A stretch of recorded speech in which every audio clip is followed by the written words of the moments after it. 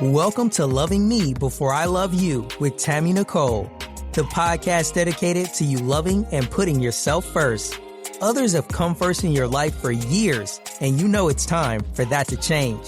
You're about to be empowered to set healthy boundaries, confidently have hard conversations, unapologetically put yourself first, and live the peaceful life you deserve. Remember, self-love is essential, and loving yourself sets the stage for every other love in your life. So get ready to embrace self-love like never before with your host, Coach Tammy Nicole.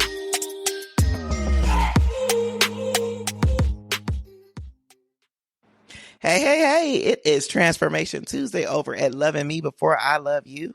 And y'all, we have made it to spring. I know you are probably saying this year is already on speed, that we are in the second quarter of the year. I am actually super excited. You know, springtime for me is like rejuvenation. We do a lot of planning for the new year in December.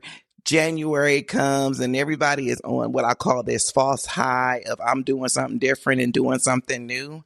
And they start and then they stop. But then when spring comes and people have to start spring cleaning and getting life back together, it's a little different.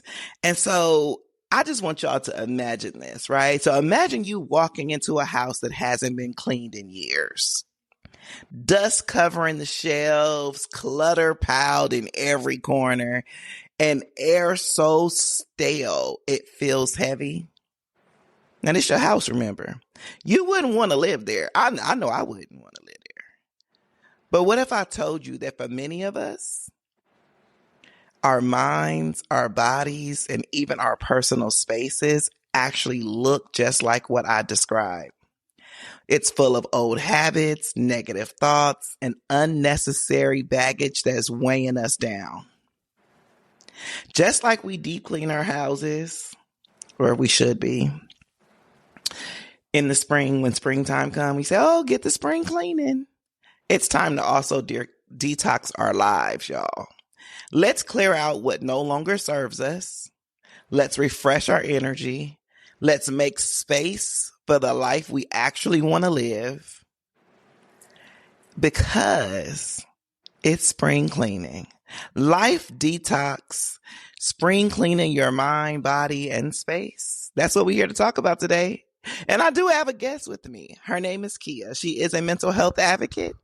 She has had a lot of life changes, you know, roller coasters up, down, around the twirly lines.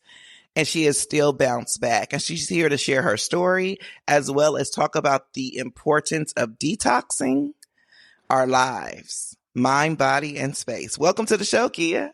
Hey, how are you? I am great.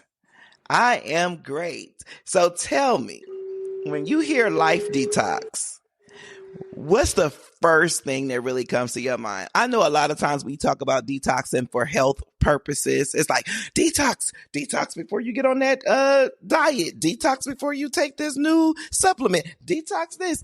What does detoxing your life look like, though? So for me, I would have to say a detox, it first starts with me. I have to self-reflect on the things that I have accepted, the things that I have allowed, and also some of the things that I've made a choice to partake in. Oftentimes when we get in positions where we are trying to make ourselves better, we focus on what everyone else has done to us and less on some of the things that we have done to ourselves. So it's on both sides. Definitely taking a microscope, putting all areas of your life up under there, dissecting, getting rid of the things that you don't need. And honestly, there are some things that you're going to need to keep, to take on as tools, and that as you continue to grow and evolve in that next chapter. I agree with that. You just said there are some things you're going to need to keep.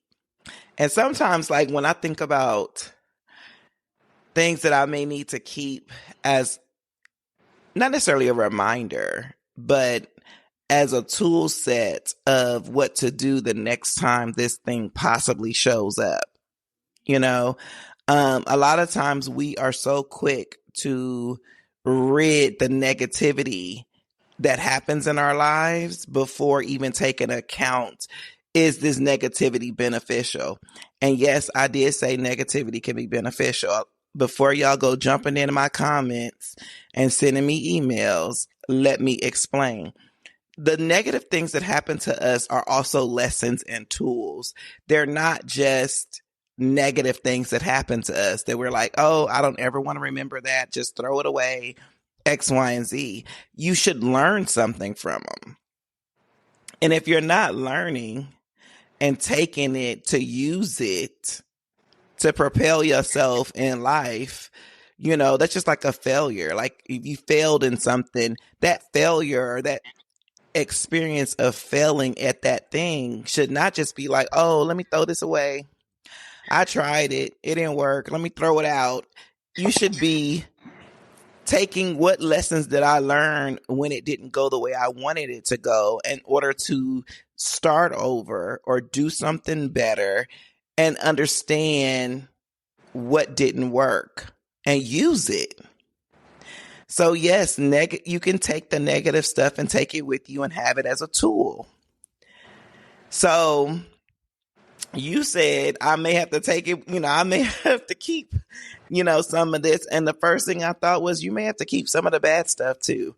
And not to put anybody in a space of being uncomfortable, but being uncomfortable is a space of pushing to the next level.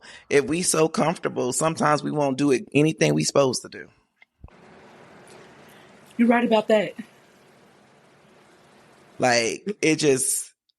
I think one of the things when I think about things that I'll have to take with me, it will always be my voice.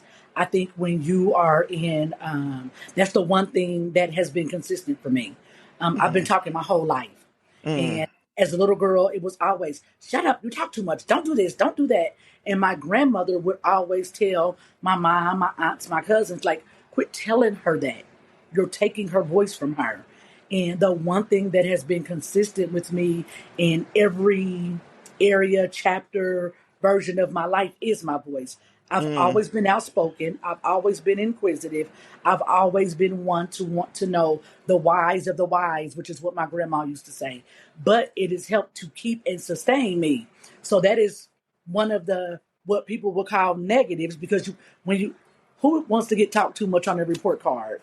I didn't want to, but I always got it. So to some, it's a negative, but for me, it's allowed me, it's afforded me opportunities to use my voice to share, like you and I are doing right now. We're going to have an excellent conversation. And I have a podcast. I've been on other episodes. So my voice is ever evolving as I continue to grow. So what's negative to one is good to someone else. That is so true. We just don't tend to see it that way all the time. But I always, I talk about what serves you, right? And I think it's a very good thing to try to do a list. Like when you're detoxing your life itself, I think it's important to do a list of how does this serve me? Like that should be at the top of the paper. And then you should, as you said, dissect your life, put it under the microscope and ask the question, how does this serve me? Because some things are serving your good and some things are not. And if you don't understand what that is or how that operates or works for you, it becomes a little challenging. I agree. But a lot of us don't do that. You know what I mean? We just don't. It's like, but some people have a fear of change, a fear of the unknown. I think when we make these lists, we have to be consistent. You have to make these lists in community to find people to hold you accountable. Because are you going to really hold yourself accountable? No. Because how many Mondays have we been waiting to start that diet or to start exercising? And so if you don't lay your list in someone else's lap, who's going to hold you accountable?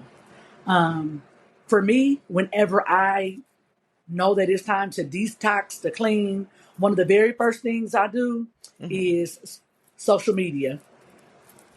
And that's Mm. the one thing that people are afraid to let go of because they are addicted to likes. They literally, it's like a dopamine hit. Every time they get a like, ooh, let me pose this way. They are literally addicted to the likes, the clicks, the hearts, whatever, the ha reaction, all of that. Another thing is self assessing your relationships, both Mm. romantic and your friendships, your family relationships. Is this adding to me or is it subtracting to me? Mm-hmm. No one really wants to be alone, but great things come out of seasons of not necessarily. When I say loneliness, I don't mean isolation, no one. I mean seasons where you are literally exiting that relationship that you know you shouldn't be in. Um, ch- Friendships. Sometimes we hold on to longevity friends because we Mm-hmm. have this tenure with it with one another, and it's not always a good thing. Um, and in some family relationships, when you are spring cleaning, your standards ought to change, your boundaries ought to change. Things that you will and will not accept should change as you're cleaning. Mm. It's almost like when you go in your kitchen and you put your mop out, you don't want people immediately going in and walk on that floor. That's the same way we have to do with our hearts. When you go in and you're purging and you're cleaning things, you don't want some of those same people coming back in. Um, I always tell people, we as women, we have wounds. We are naturally carriers. When God created us, He created the seed of a man to interact with our eggs, and then life is created. But not only do we carry babies, we carry resentment, we carry bitterness, we carry hurt, we carry anger, we carry rage. So many of us we are so impacted with so many Mm-hmm. things in our womb because we will not clean, we will not detox, or we do it in part. Mm-hmm. Almost like when you do your laundry, you wash the clothes but you don't fold them. So we might say, "Oh, I'm gonna cut him off," but you still got the pictures. "Oh, I'm gonna cut him off," but you still got the text thread. Like you literally have to go through and you have to do like some surgeries on yourself. It just imagine a small little surgery and the surgeon going in to scrape excess out of your wound. That's really what we have to do. You can't do part of it and not do all of it. Um, for some of us, we're not in the best place at our jobs. Most of us, we will stay at a job making a substantial amount of money, miserable, blood pressure high, eating all the sugar, um, working long hours. Your kids don't like you, spouse don't like you if you got one, dog bark every time you come in if you got one. People don't know who you are. You're Mm-hmm. gone from sun up to sundown. Who you don't know. And oftentimes we're afraid to let go of tangible things because we don't really believe that God can provide for us. So as we spring into this new season, those are things we have to think about. What is literally subtracting, depleting me that I cannot take into summer with me? Yeah. I think you hit on a good point when it comes to relationships, right? I'm a firm believer that, you know, we're just one big relationship, period. Like we're in relationship even though we may have just met today because we have some level of connection, period, right? Beyond it being us being women, being moms, like there's still a connectivity, right? And then now we're doing this podcast episode and then we connect on social media and then we do. So there's a connection to practically everybody around you. One big relationship. But you said being able to detox from the hurt, detox from all of the extras that I say we carry around that we shouldn't, that because we don't know how to let go. When it comes to relationships and you half detox it and the residue still there, that's what I call it, the residue. You say you mentioned like, oh yeah, you cut them off, you ain't talking to them, but the pictures are still in the phone, and you know that's a real thing. That's a real thing because we'll tell ourselves a reason why keeping it is important.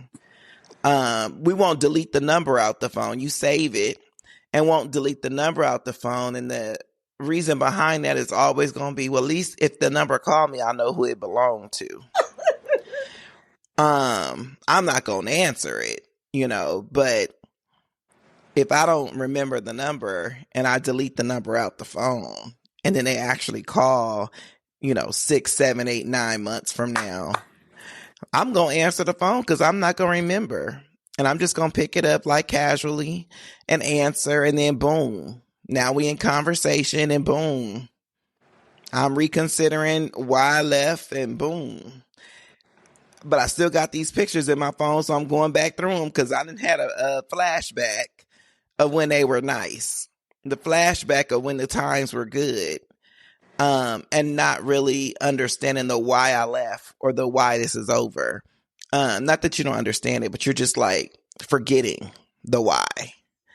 Because the good thing is looking at you in your face for the, umpteenth time of why you left for the umpteenth time. I think when we detox, I don't know. I just think that the first step is, like you said, to address yourself and assess. The other thing is really like, be honest. People have a problem with honesty. I think they are afraid of how people are going to look at them. I don't surround myself with people who I have to lie to about any area of my life. This is my thing. I live in a real small city. We had like we had literally 5 public high schools in the area that I live in. So everybody knows somebody. Mm-hmm. The one thing I'm not going to ever put my friends in a position to be in is for somebody to come up to them and say, oh, did you know she did such and such and such and such? I'm going to tell you my such and such. To me, it is liberating to own your truth. Absolutely. When you own your truth, you are free. And this is the thing. I don't need a narrator to tell my story.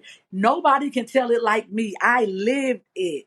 And I don't want you to tell just the juicy parts that you know. Tell the parts that you don't know. And so for me, a lot of my freedom, honesty comes in just being that consistently, whether I'm at work, whether I'm at church, whether I'm around my family. Like I don't have work me, a church me, a home me. I'm just Me. Kia. Mm-hmm. I am lit. That's all I know how to be. But shame also keeps people, because this is the thing. Again, social media, broken people get on their tangents. I can't believe she was sleeping with that married man. Well, he was sleeping with her too. He the one who made the vows. I'm not saying that one is more right, one is more wrong, but now this woman is condemning herself based off of a choice that she made. Okay, Yeah. political season just passed. Everybody was pro everything.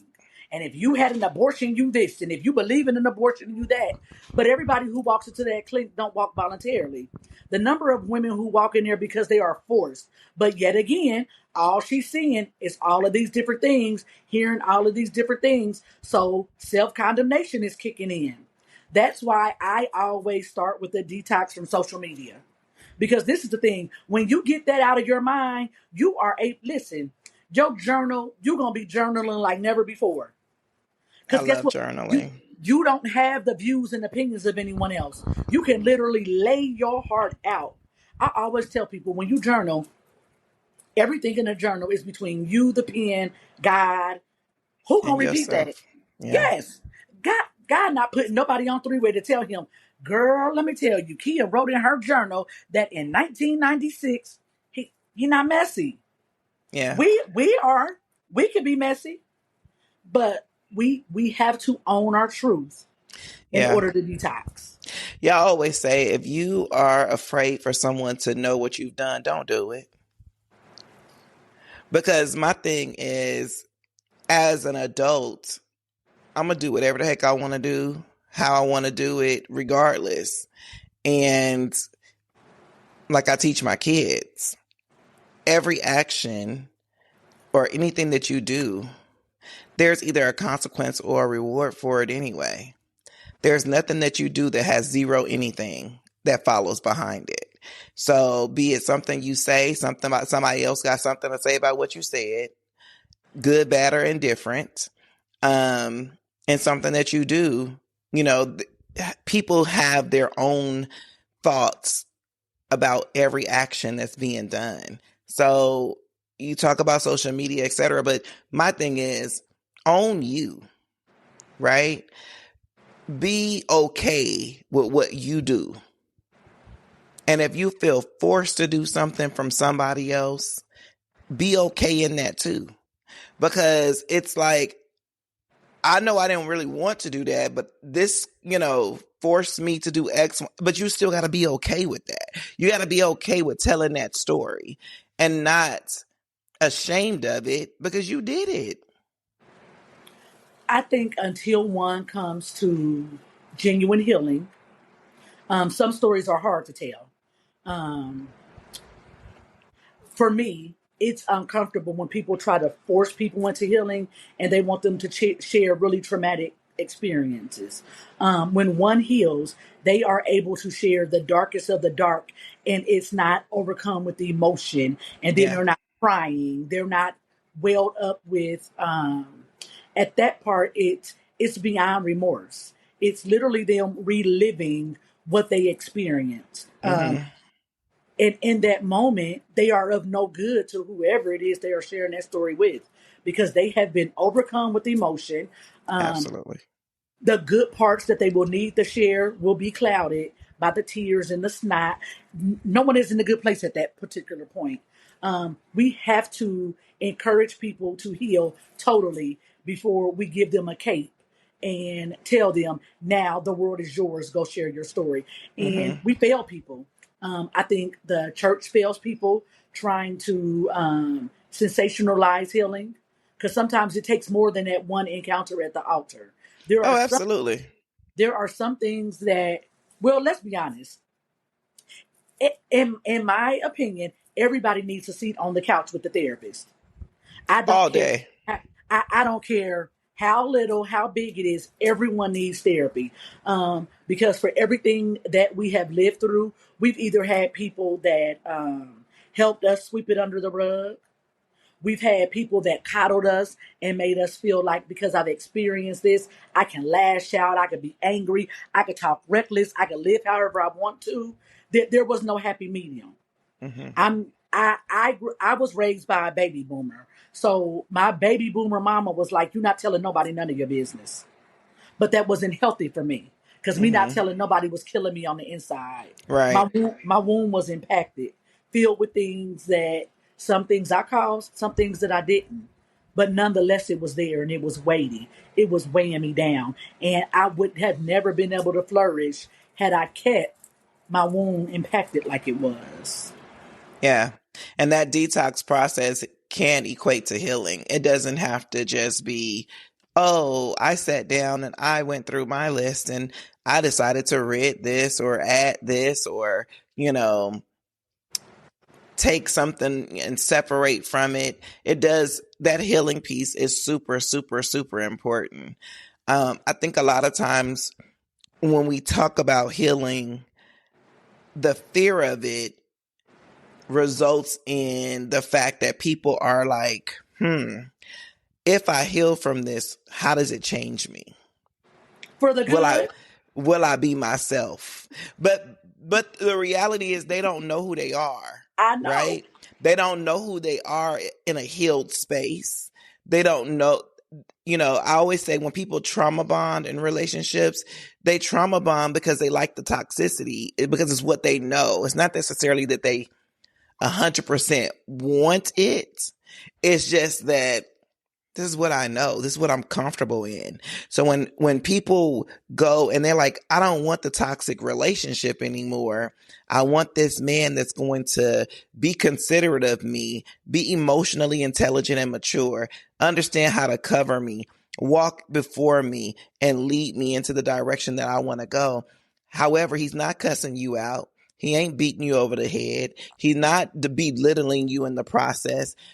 him not doing those things make you think that the one you with is soft, insecure, don't want to do nothing. Like you start giving him the negative titles, and all in reality, he's the one that's supposed to be there to help you become what you're supposed to become. But because he's not toxic, there's something wrong with him versus you. I think when you really do the work to heal, there are some things. So your standards are going to change. Your boundaries will change, and also what you like and what you don't like. So for 18 years, I wore my hair natural, but I made myself to believe that I was natural because I wanted this healthier hair and blah, blah, blah. But natural for me was a form of bondage because I had two extremely horrific situations happen after I left a hairdresser, years apart, but it was the same day after I left the hairdresser. And so in January, which marked the 18th year of one of those things, I was determined to relax my hair. I had done the work. I had done the healing. I had been to therapy. I had built my community. I was no longer who I was in that natural state. And so, no, you don't know what's on the other side of healing. But to those who are struggling, she's going to be good over there. She's going to be happier. I'm not talking about that MAC and Maybelline glow. Like, you literally have a newfound beauty about yourself. You do. You don't have to pay $100 in facial products. You literally, like, it's just different. Being able to be you without the makeup. I feel you. Listen, and I feel you. A lot of us, we mask everything so well. Like, you could be a dolled up wreck. Yes, literally dolled absolutely. up wreck. Absolutely. You all dolled up, and at any given moment you could crumble if the wrong person walk in, if you smell the wrong scent, the wrong text message, whatever the situation may be. I don't care. I'm gonna tell them, listen, therapy is hard. Do the work. Stay in there. On the other side is literally beauty. It's equivalent. Although I've never won the Mega Millions, my heart is lighter. I feel like I hit the jackpot. I feel like I hit the jackpot because the peace that you have, it is so serene. Like the things that used to frustrate you, aggravate you, they just don't. When you literally detox, when you clean, when you purge, like allow therapy to be the fabuloso in your life. Everybody like things that smell good. Yeah, put Fabuloso on the stove all the time. Yes. Allow therapy to be the fabuloso. Allow it to be that thing that will resonate, that thing that adds a sweet aroma. And it's ugly. But again, you and I both talked about being honest. Therapy not going to work if you're sitting there lying. If you cannot be real and vulnerable with your therapist and do the homework, you're wasting your time and your money. My sessions were $85 per session.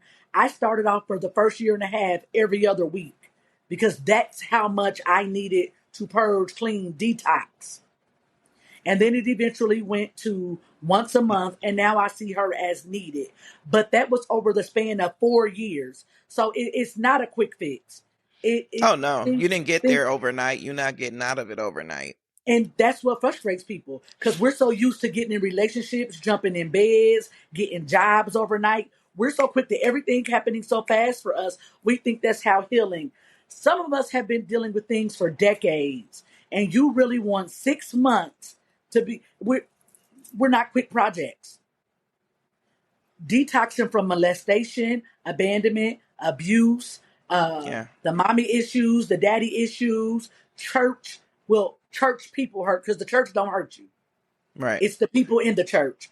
Detoxing from all of those things takes work. Yeah. Work and honesty. And the right therapist. I will say that. So when finding a therapist, it is just like trying to find your partner. You need to have someone that you can actually feel comfortable with being honest with so that you can have the revelations, have the epiphany moments, and understand who the heck you are. Because it's only that therapist's job to kind of reposition your perspective and your viewpoint on yourself. Because a lot of us, we see outwardly, but seeing inwardly is so difficult. We can always point our finger at someone else, what they did, didn't do, etc. But we can never really see the part that we played. And I always say there's a part that you play in everything. It doesn't matter if it's good, bad, or indifferent.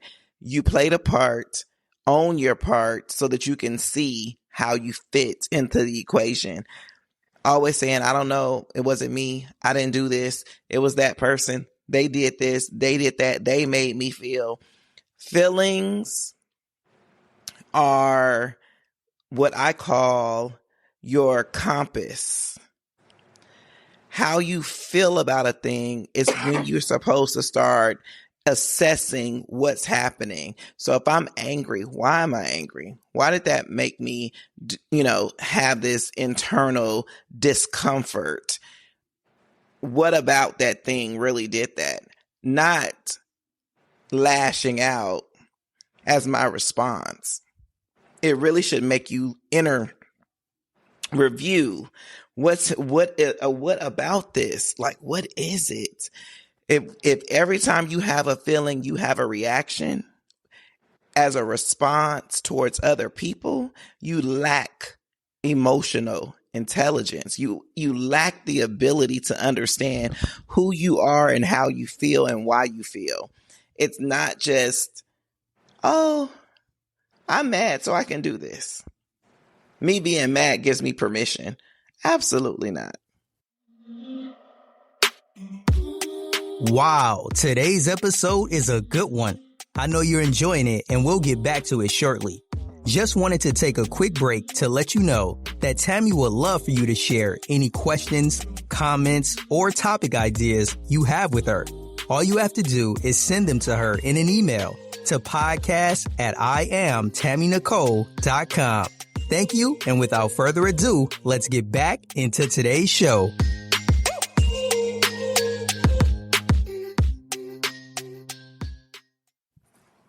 The downside to that is many of us are learning emotional intelligence as adults.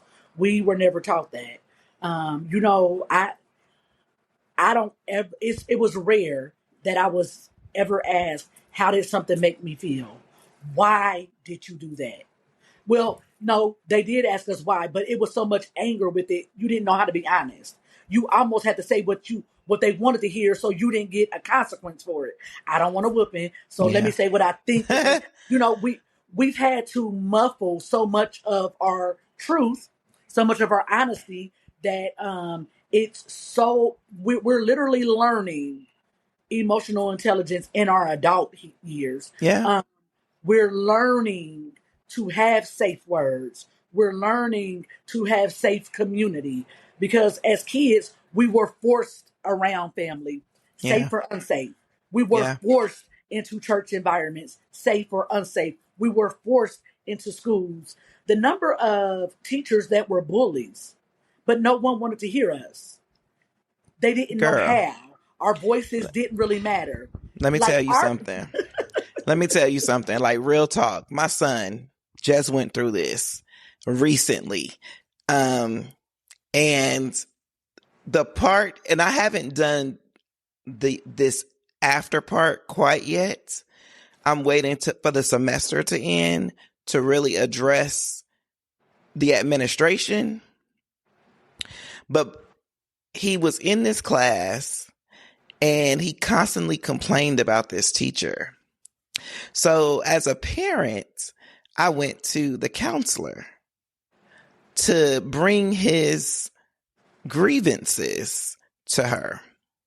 The issue that I had was that just the mention of the teacher's name, the counselor's face, had a reaction that told me this ain't the first time you heard this.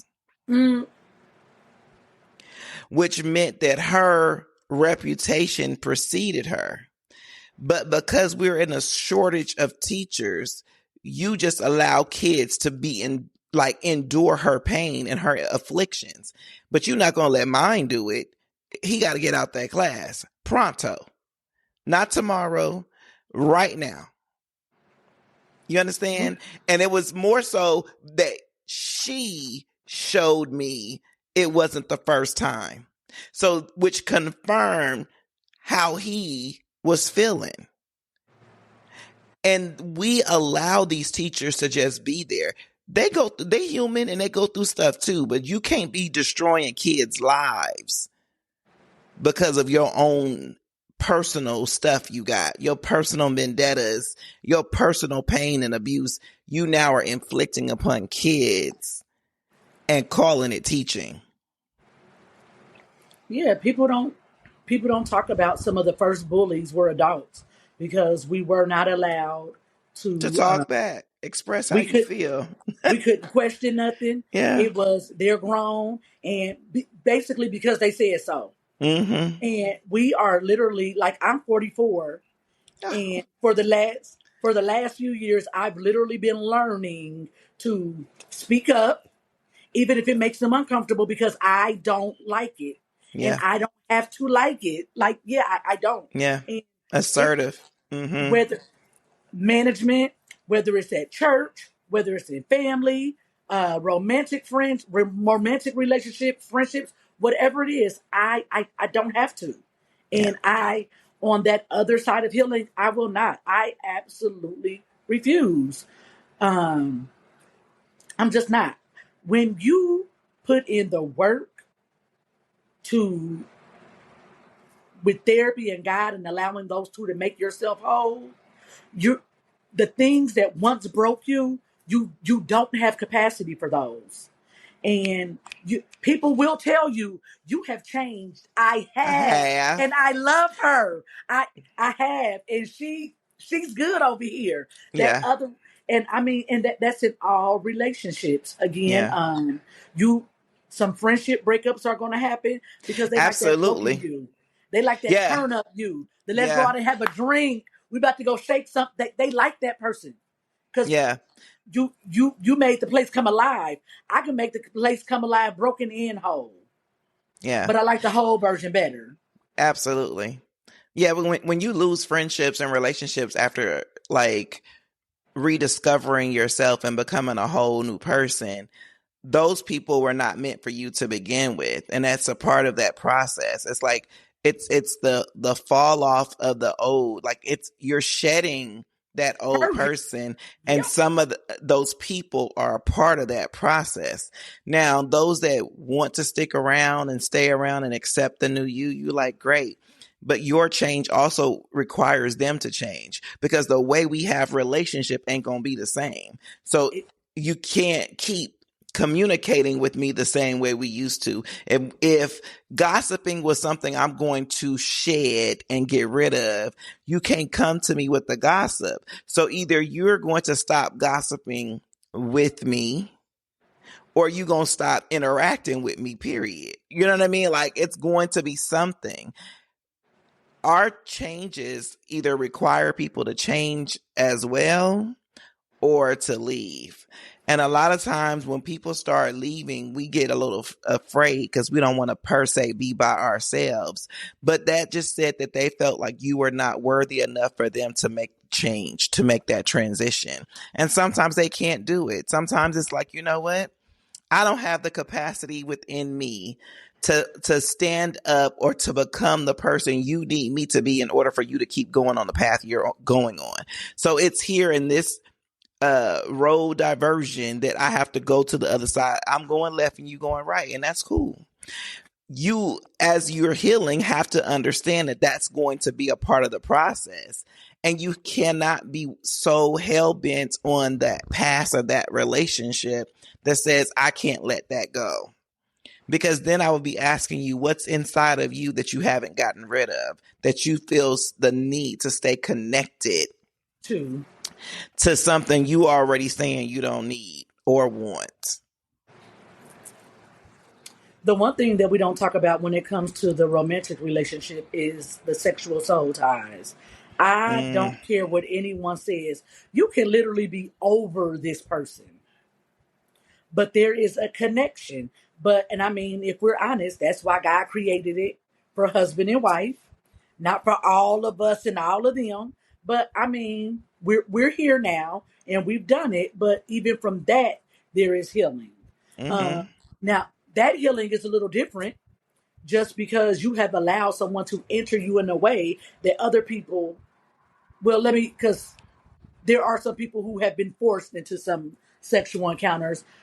That healing even looks different than um, a consensual sexual encounter.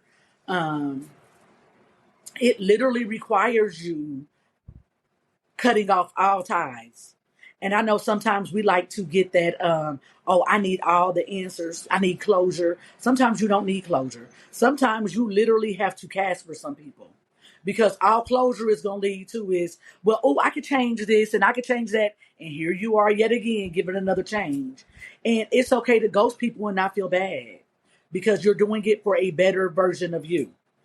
Is it gonna hurt everybody involved? Yes, it's gonna hurt like hell. Let's just be honest. It is. It's gonna hurt. It's uncomfortable because you also have questions. But it's okay if you don't get those questions answered. And you have to know that on the other side of that is freedom. You're no longer Yeah. allowing somebody to come around and pound on you when it's convenient for one of you because both of you cannot control your sexual urges with each other. Yeah. That takes discipline. Literally crucifying your flesh every day to no longer say, you know what, I'm not okay with this. And in order for us to be free from each other, I cannot allow this. Yeah. I don't know if I think I don't per se agree with ghosting, right? I do agree with cold turkey, ending things, but I believe in making a statement. If you don't have the strength or willpower to be on the phone to make that statement, text messaging works and so does emails. You have said what you've said. You are doing what you're doing. You're not doing it without them knowing. They're not calling you in panic because they're worried about your well-being because you're just not answering the phone anymore. You're not responding anymore. Being able to say, hey, my life is taking a different direction. And unfortunately, you're not on this ride. This is your exit. This is your stop. This Ferris wheel is going to keep going, but this is your stop to get off. To me, is perfectly fine versus I'm going to have this moment by myself.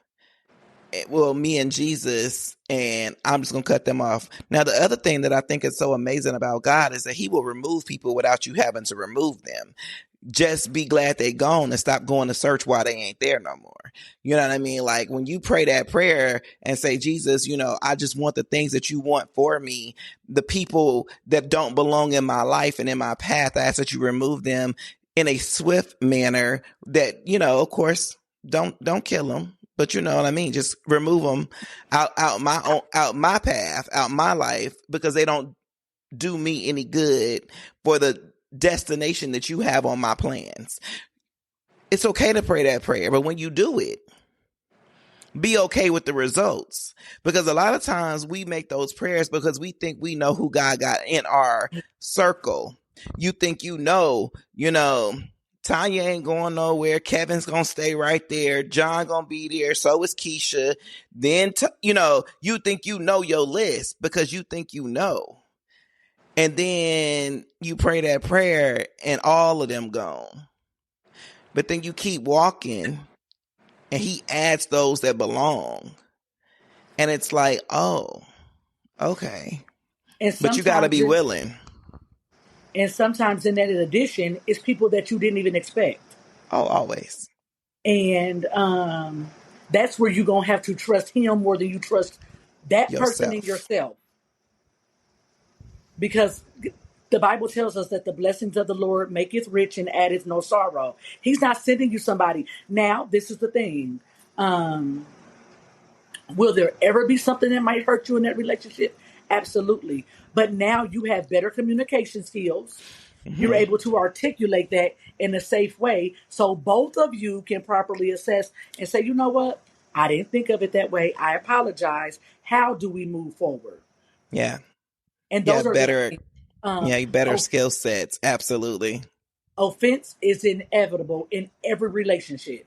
There is going to be some forms of offense, but now when you are on that other side, when you have detoxed, you have the language to say, listen, we were having Yeah. this conversation and you kind of made me feel this way, or when you didn't keep your word, it made me feel this way. And there's no aggression there. Yeah.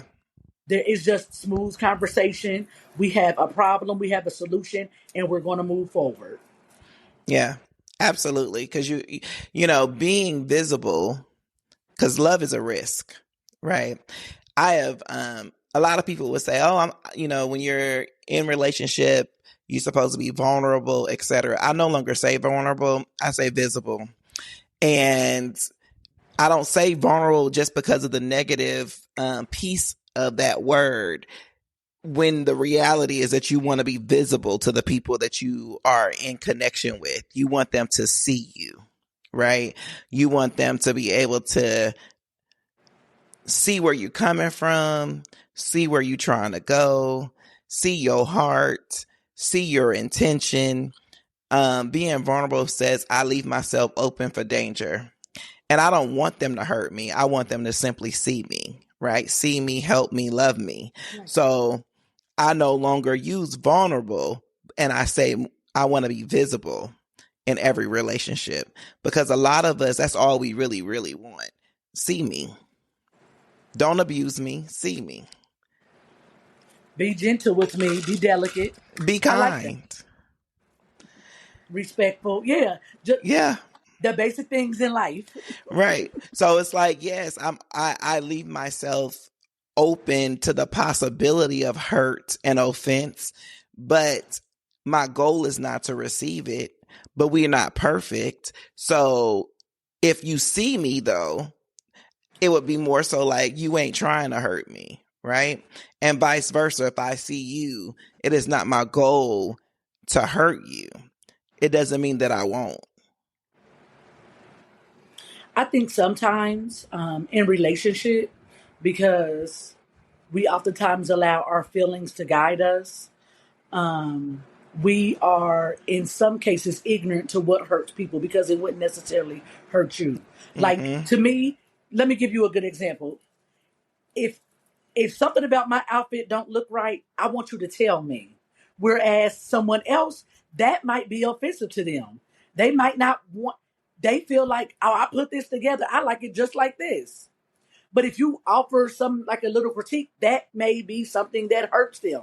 Mm-hmm. Whether it, different things, even if you go to their house and you look at the light fixture, you're like, well, why did you That's get that in cricket. gold? Or Yes, yes. So, you know, think like, and I'm no longer allowing people to tell me when I tell them I'm hurt to tell me, well, that shouldn't hurt you. I didn't ask you for permission. I'm correct. telling you, I'm not asking you for permission. I am letting you know that when you did this, when you said that, it hurt my feelings. And Correct. we have to get comfortable. But again, that comes with us relearning everything that we were taught not to do as a child, that we're now learning how to do as an adult on top of everything else. You have Yeah. people who are learning how to parent, learning how to be a spouse, learning new jobs in school. We That's a lot to learn at one time, and we have to give ourselves grace, because are you going to always get it right? No. You are going to flunder. You're going to dust your knees off like you on that bike, get Yeah. back up and try it again. Yeah. And when we doing all of this, that's why detoxing and spring cleaning, yes, we're talking about it in the spring and we're talking about it like now in second quarter, but you may have to do it every month. You may have to do it every quarter. It's not just a one-time thing. And knowing who you are allows you to understand when it's time to do it. When you talk about detoxing our bodies, it's like, oh man, I'm feeling a little sluggish. Maybe it's time to get rid of this stuff. So when your life is slugging, when everything around you doesn't fit or feel like the destiny that you have in your vision of who you are, then you need to start detoxing. What's in my life that don't belong here? And sometimes you don't have to worry about how it got there. It's there. If it don't belong there, get rid of it. You really cannot. You honestly cannot worry about the why, but you can worry about how we're gonna get rid of this. Yeah. And you don't even really have to worry about it. Just be confident that when you know it's time. I think what you just said is important because detoxing is it's you got to do it often. Whenever Hmm. you feel like you are overwhelmed, something is causing that. What is it that is constantly having you in this sensation where you feel like you're not at ease? You don't Right. have peace. Because when you are detoxing, you have those things. Right. Your environment is serene. Hmm. Declutter your bedroom. Buy new linen every month. Whatever it is that you need to do that keeps you afresh. Change the shower curtain. If that shower curtain reminds you of somebody, change Get it. rid of it. Yeah. Rearrange the pictures. Go buy a new plant. Always keep fresh things coming in. Change the furniture around. If they used to come over all the time and sit on this You side know of the that bed, the bed don't face that way no more.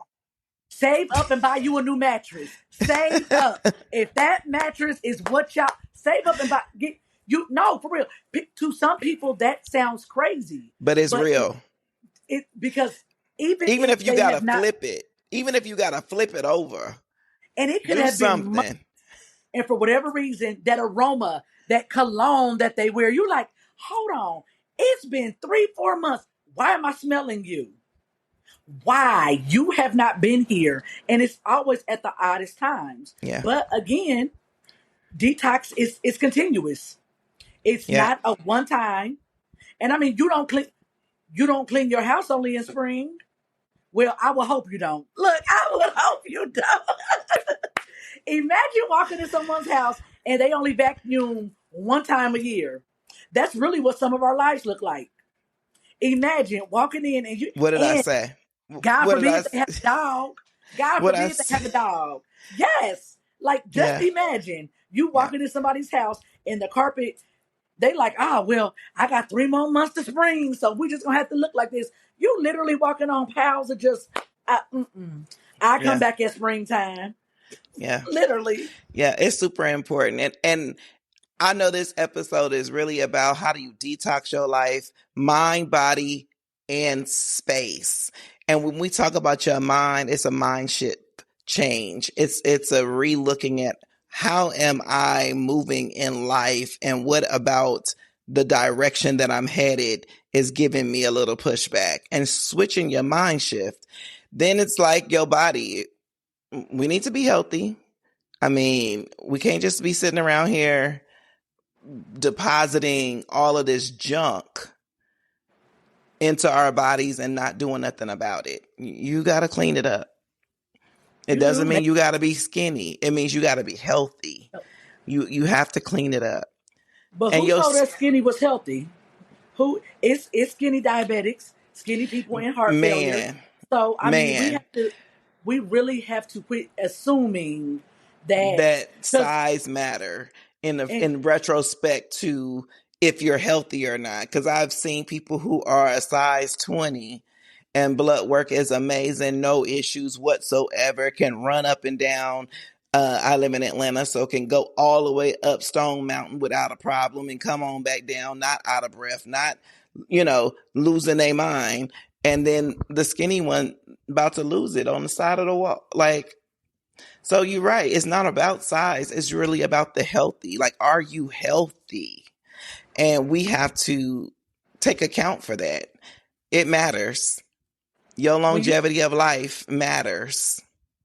when you talked about detoxing the mind, it made me think about what are you allowing people to deposit into you? What are you Hmm. believing for yourself? What are you speaking over yourself? I am a firm believer that your words matter. Just like they say, you are what you eat, you are what you think. If you are always feeling defeated, you will be defeated. You literally have to find affirmations. Find Yeah. affirmation. But Healing will believe be my them. portion. I will not.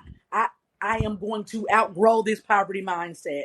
I will no longer accept the bare minimum from my family, my relationship, my friends. You have the power to control what it is you allow to go into your mind, whether it's what you're watching, what you're listening to, Yeah. what you're Or who reading. you're around. Yes, like all of those things, we set our own temperature. Yeah.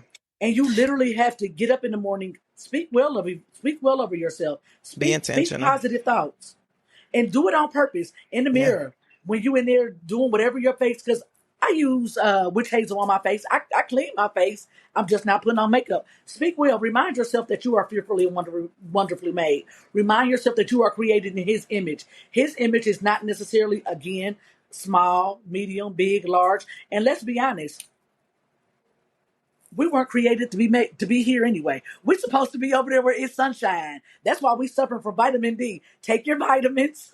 We are so vitamin D deficient. Take your vitamins. Make sure you're getting the proper nutrients. Because what good would it do for you to have a health to unbig your back and your heart is still full of resentment? Unbig your back and unbig your heart. Yeah. Because you on a treadmill, but you sitting there either lusting over somebody, you're coveting over what somebody else has. Like, get all of you together. It really Absolutely. does no good. Watch what you allow people to speak over you. We never talk about the diet. I see every time you turn around, they on something trying to tell you what to do and what not to put in your body, but you still put in all the flaming hots, all the Takis, everything that's toxic, all that stuff with all that color in it. It's not good for us. But again, we were never taught those things. Yeah. I just think a lot of times we have to, and you made a good point as far as like your mental and your mind shift and what you putting in, what you're reading, etc., and who you're around.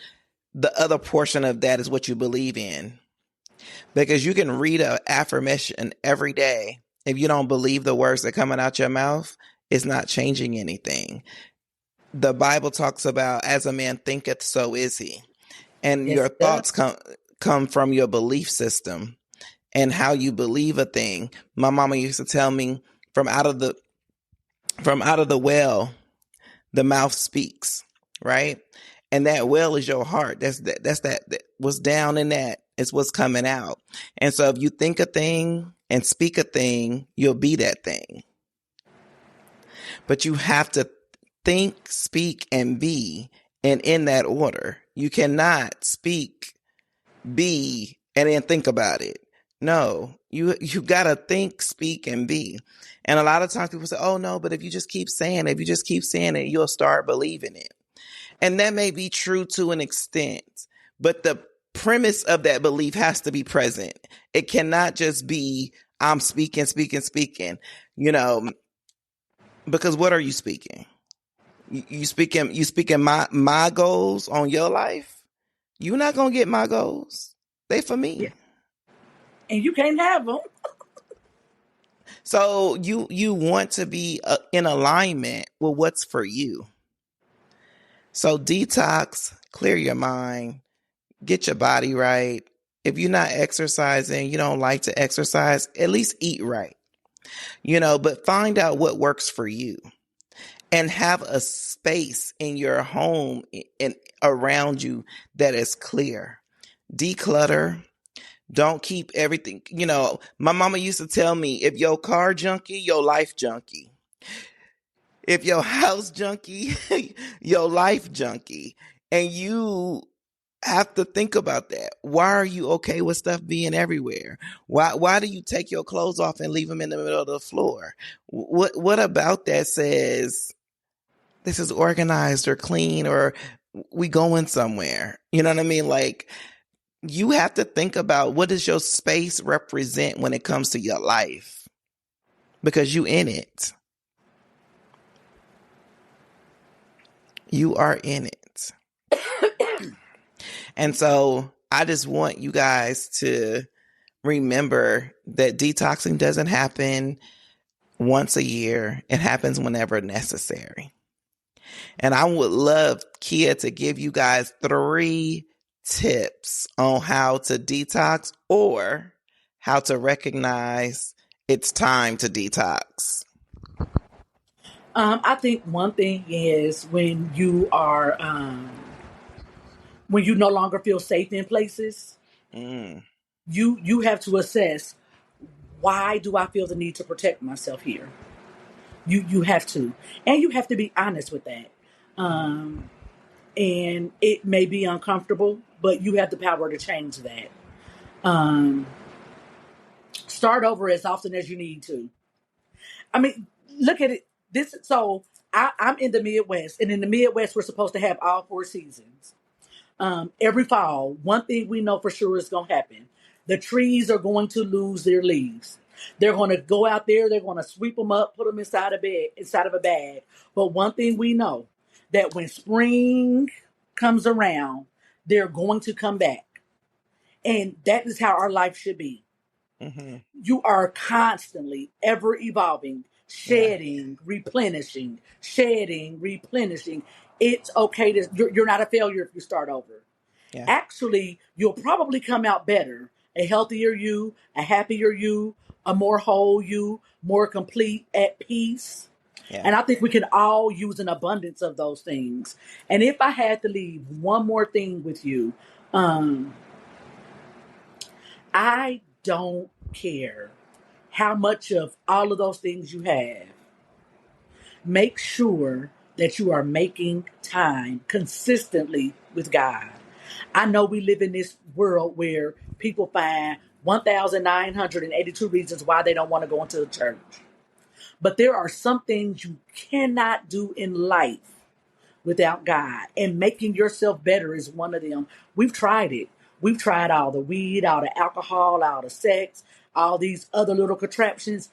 Nothing and no one will ever compare to what it is he can do. He knows you. He created you. Yeah. Created you. Knitted you in your mother's womb. Your fingerprint, your DNA, every strand on your hair, no matter how many times you cut it, he still has them numbered. Always go with God. I don't care what they are telling you. I don't care what the sage, the sorcery, the psychic, the horoscope. Go with God. You gonna need him. You gonna need him before he gonna ever need you. Go. Those 3 things will be a burden lifter. I promise you they will. It's gonna be all right. Absolutely. He is your first counsel. And then secondly, go get a therapist if you don't have one. So, Kia, tell them where they can find you. I know you have your own podcast. They may want to listen in and connect. So you can follow me on Instagram, and you can like me on Facebook at Brown Girls Heal. My podcast is also Brown Girls Heal, and we literally talk about healing all things that we have endured as Black and brown girls, women, older, all generations. That's literally what we do. Awesome. Again, Kia, thank you so much for joining me. Over here, we say love yourself so much that the love from others is a bonus. You guys know how to connect with me, but if you definitely want to send something my way, go to coaching@IamTammyNicole.com. Have a good one. Remember, transform your life. That's a wrap on another episode of Loving Me Before I Love You. If you enjoyed today's episode, please take a second to show your support by subscribing and leaving a positive rating and review on Apple Podcast, Google Podcast, iHeartRadio, and Spotify. Stay connected with Tammy. Make sure you're following her on Instagram and TikTok at Coach Tammy Nicole. If you like to work with Tammy or have any questions you like her to answer, please head over to www.IamTammyNicole.com. Until next time, always remember to love yourself so much that the love from others is a bonus.